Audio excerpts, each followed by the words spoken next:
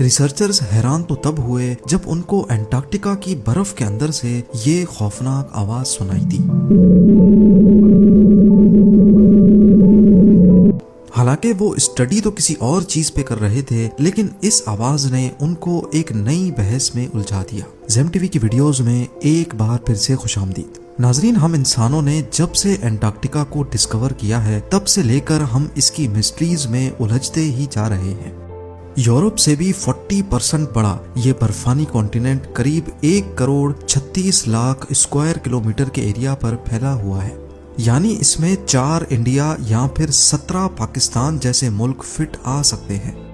Antarctica दुनिया का वो वाहिद कॉन्टिनेंट है जिसको अभी तक सबसे कम एक्सप्लोर किया गया है, और उसकी वजह हम सब जानते हैं।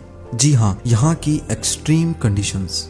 पूरी दुनिया में जितनी भी बर्फ है पहाड़ों पर या फिर बड़े बड़े ग्लेशियर्स में, उन सबको इकट्ठा भी कर लिया जाए तो वो एंटार्क्टिका की बर्फ का सिर्फ 10% हिस्सा बनता है।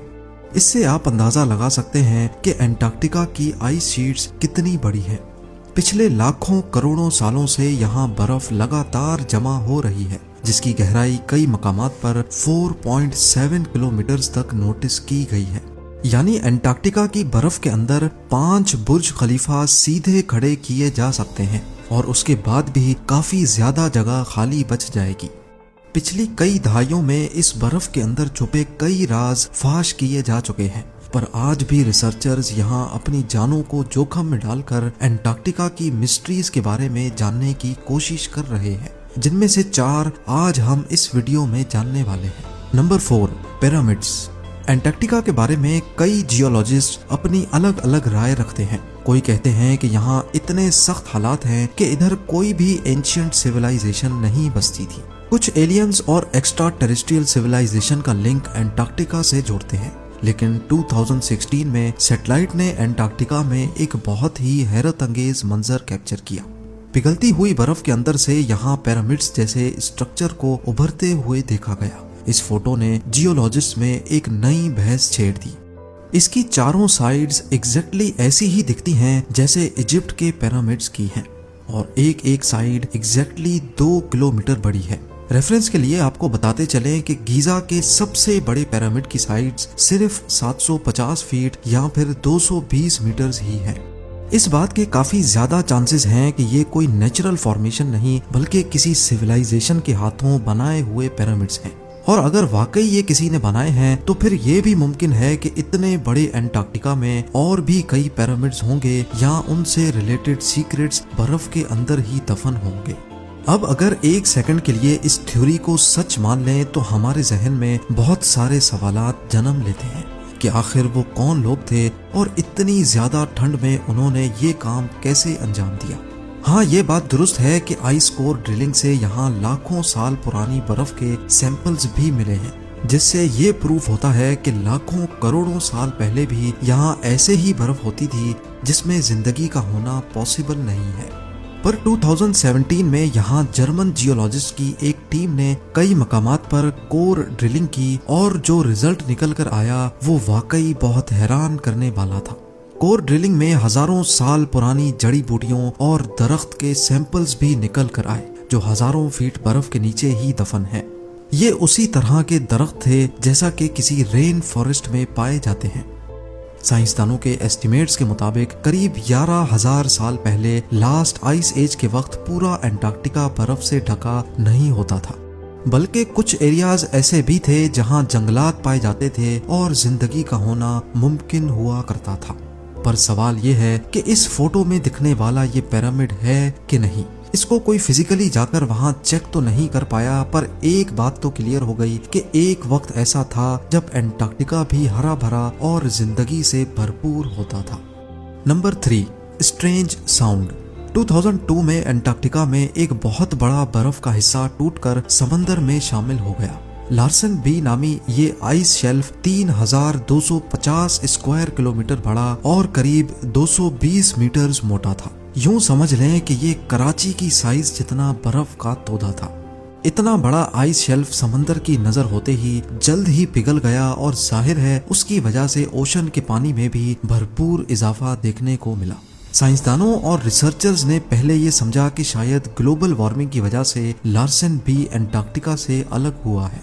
अगली बार ऐसा ना हो और कोई दूसरा आइस शेल्फ एंटार्क्टिका से अलग होकर ओशन का लेवल ना बढ़ाए, इसीलिए रिसर्चर्स की एक टीम ने एंटार्क्टिका के नॉर्थ में रॉस आइस शेल्फ की बर्फ के अंदर 34 सेंसिटिव सेंसर्स लगाए। वो असल में जानना चाहते थे कि किन वजूहात की बिना पर आइस शेल्फ टूटते हैं और उनको कैसे रोका जा सकता है।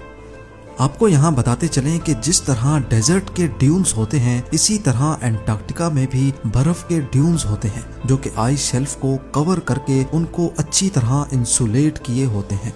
इन सेंसर्स की मदद से आइस शेल्फ की फिजिकल प्रॉपर्टीज और उसके स्ट्रक्चर के बारे में पता लगाया जा रहा था, लेकिन जो रिजल्ट निकलकर सामने आया उसने पूरी साइंटिफिक कम्युनिटी में हलचल सी मचा दी।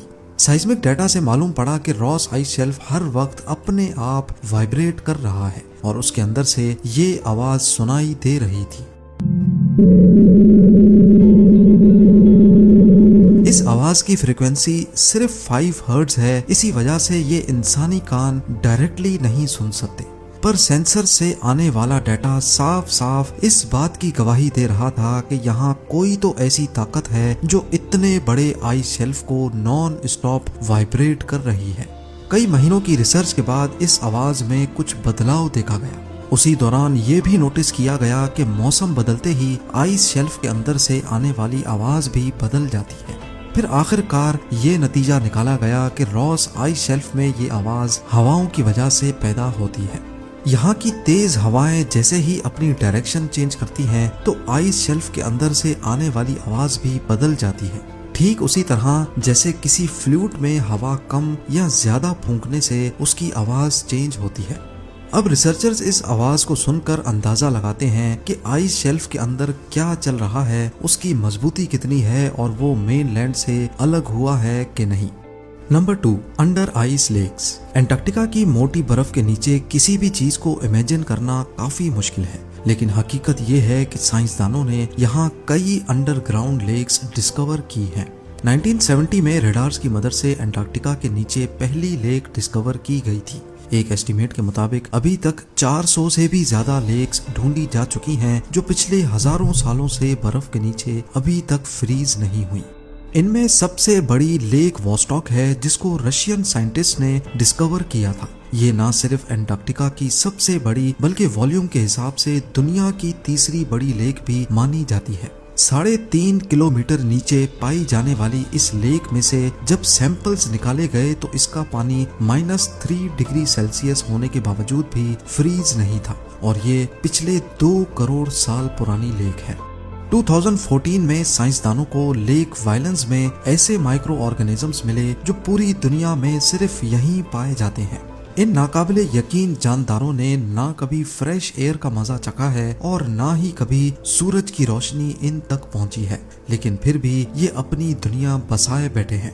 पर ऐसा मुमकिन कैसे है?